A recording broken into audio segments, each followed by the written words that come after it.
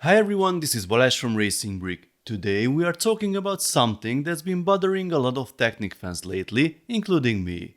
The end of the year is approaching, so we already have a pretty good picture of the 2025 Technic lineup. And while there's plenty of excitement, there's also something clearly visible, something that doesn't feel quite right. And it's not the number of releases. We actually had 21 Technic sets announced for this year. That's only 2 less than last year, and it continues a steady growth trend over the last decade. So the problem isn't quantity, it's what's inside those sets or maybe what's missing. What exactly happened to the Technic part of LEGO Technic? You know, the classic Technic spirit. Gears, pneumatics, and most importantly, functions. Over the last 10 years, Technic has changed dramatically, and I've got the data and also the fan feedback to prove it. Let's start with one of the biggest trends, cars. Back in 2015, just 4 out of 13 Technic sets were cars. By 2019, that jumped to 7 out of 14. And in recent years, the lineup has become completely dominated by vehicles with wheels, doors, badges, and not much else. Some people say the ratio of cars to heavy machinery hasn't changed dramatically, but that's not the full story. The total number of sets per year keeps increasing, and most of that growth comes from cars, not cranes or excavators. The number of real machines with complex functions, that stayed surprisingly flat. Cars are of course easy to license across multiple teams, they look cool on a shelf, and most importantly, they sell, especially in key markets like the US. Folks at LEGO realized this, and cars, especially branded cars, took over the entire theme. And that brings us to licenses. In 2015, only one Technic set had a license. One. Fast forward to today, licensed sets are now the vast majority. From Ferrari to Ford, from Volvo to Bugatti, Technic has become LEGO's go-to team for brand partnerships. And lately, literally everything seems to need a license. Even the Space Rover. Even a garbage truck. Even a wheel loader. In 2025, only 5 out of 21 Technic sets are not licensed, and these are almost the smallest ones. Only the 2 Monster Jam trucks fall into that unlicensed range. Now I know, licensed sets sell, so it might sound like a success story, but it comes at a cost. When you are designing a licensed model, there's very little room to experiment. You have to replicate something that already exists as accurately as possible. That means no freedom to add creative, over-the-top functions just to make the build more interesting. And that's probably one big reason we lost B models. No brand wants to see their car turned into a monster truck or a helicopter while the logo is still on it.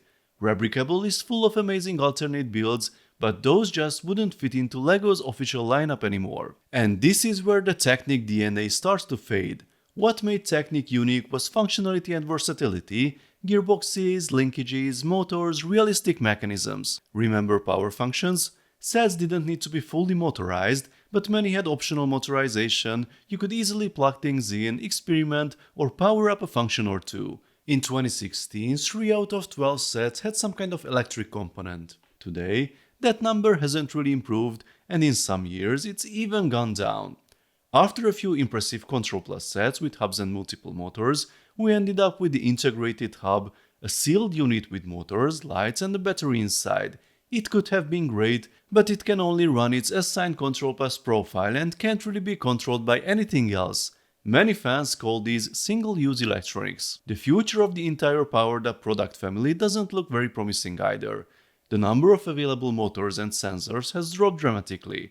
Only a handful of elements can be bought directly from LEGO, and in some regions even less. You might have seen my video about the motorizing guide of the latest Winter Village train. Right now, there's only one region where all 3 basic components are available. In others, they are already listed as retired. Now, what about the sets without electronics? Well, most of them share the same limited functionality, steering, opening doors, and maybe a piston engine driven by a differential, if there's a differential at all. The big F1 cars have the same features, or some even less than others. The big motorcycles have the same features. The 1/8 scale cars? Yep, same story. Of course there are exceptions, but overall, year after year, Technic feels like it's repeating itself, only the outer shell changes. And here's the ironic part, while Technic gets simpler, other teams are adding more functions. Take the new LEGO City Yellow Bulldozer, it has a working 3-piston engine in a city set. Or look at the Boeing 747 from the Icons theme. The landing gear is a clever Technic system hybrid with a cool complex mechanical movement. There have been several recent examples of non-Technic sets sneaking in cool Technic functions. It feels backwards. Technic should be the place where functions shine, not where they slowly fade out. Now, to be fair, Technic does have its limits. You can't get the same level of visual detail that system bricks allow, and despite the flood of new elements every year, most new parts seem to serve the look, not the mechanics. And yet, LEGO keeps pushing Technic cars at all scales, and it's easy to see why. They are relatively large models built from fewer parts, which means better profit margins. Add the license, and people will buy them like hotcakes.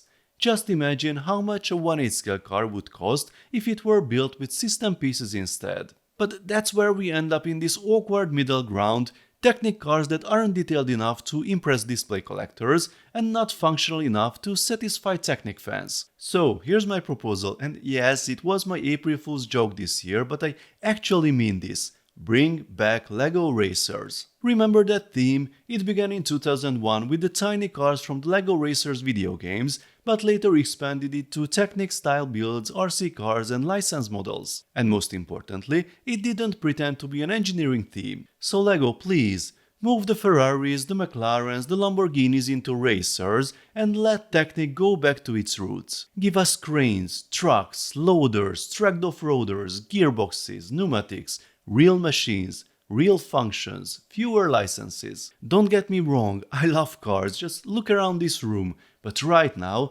Technic feels stuck between two worlds.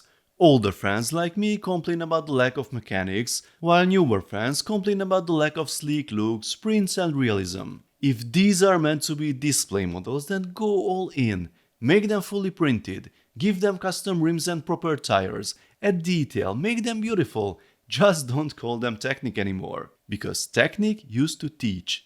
It showed how things worked, how gears meshed, how air moved through cylinders, how forces transferred through linkages. That's what inspired so many of us to build, to tinker, even to become engineers. Imagine a Technic lineup that captures that again. Creative builds that move, lift, shift and inspire. No branding, only functions and versatility. That's what I'd love to see back in those black and yellow boxes. So, what do you think? Am I right or wrong? Should Technic return to its functional roots or have times simply changed? Should LEGO split the branded display sets into a separate theme? Please share your thoughts in the comment section. If you enjoyed this video, then please give it a thumbs up and don't forget to subscribe with notifications as more exciting LEGO videos are coming soon. See you next time, bye bye.